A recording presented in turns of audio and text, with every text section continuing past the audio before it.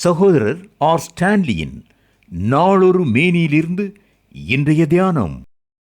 August 1. விரதம் விருந்தாகும். உன் விண்ணப்பத்தை கேட்டேன், உன் கண்ணீரை கண்டேன். ஏசாயா 38:5. எஸ்தருக்கும் அவள் தோழிகளுக்கும் அரசனிடம் அன்றாட உபவாசம் ஓர் ஆயத்தமாயிருந்தது. ஒரு ராணியும் அவள் தோழிகளும் 3 நாட்கள் உபவாசித்ததை எண்ணி பாருங்கள். நான் சமுதாயத்தில் உயர்ந்த நிலையில் உள்ளேன், நான் உயர் அதிகாரி, நான் எப்படி உபவாசிப்பது என நினைக்கிறீர்களோ? ஒரு அரசியே உபவாசித்தாள். அப்போது கடவுள் அவளுக்கு அசாதாரண தைரியத்தை தந்தார். நான் செத்தாலும் சாகிறேன் என்றாள்.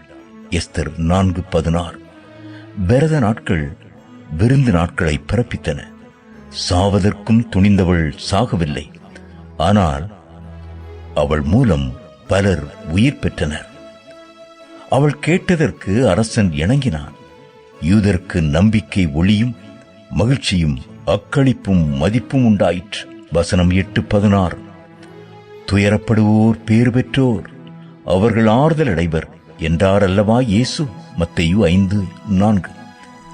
மக்கள் மட்டுமல்ல, மிருகங்களும் உபவாசித்து கடவுளை நோக்கி கதறும்படி நினிவே நகர் மன்னன் கட்டளை பிறப்பித்தான்.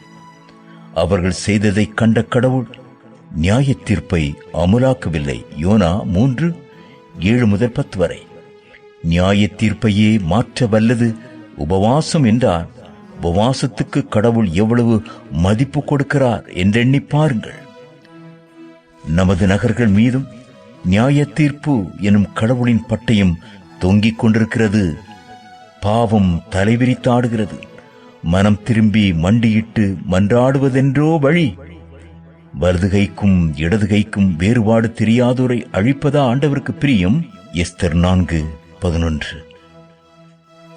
தங்கள் வாலிப நாட்களில் ஆன்மீக வாழ்வின் துவக்கத்தில் நன்கு உபவாசித்த பலர் நாளாவட்டத்தில் நடுவயது பருவத்தில் இந்த ஆன்மீக பயிற்சியில் சோர்ந்து விடுகின்றனர்.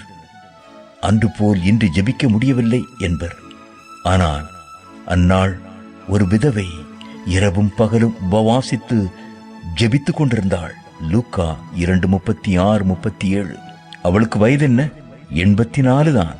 உபவாசிக்க முடியாததற்கு சில உடல்நிலை காரணங்கள் இருக்கலாம். ஆனால் உபவாசமானது உணவை செரிக்கும் உறுப்புகளுக்கு ஓய்வு கொடுத்து ஒரு வகையில் ஆரோக்கியத்தை கூட்டத்தான் செய்கிறது. ஏசாயா 58:8.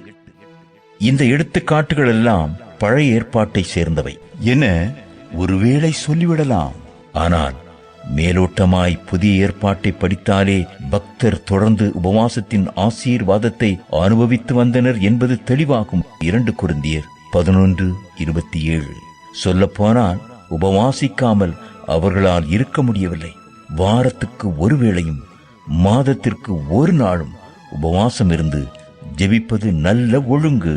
கிரமமாய் உபவாசிப்பவர்களுக்கு திருவாக்கு 4ஆம் மாதத்தின் உபவாசமும் 5ஆம் மாதத்தின் உபவாசமும் 7ஆம் மாதத்தின் உபவாசமும் 10ஆம் மாதத்தின் உபவாசமும் மகிழ்ச்சியாகவும் நல்ல பண்டிகைகளாகவும் மாறிப்போகும்.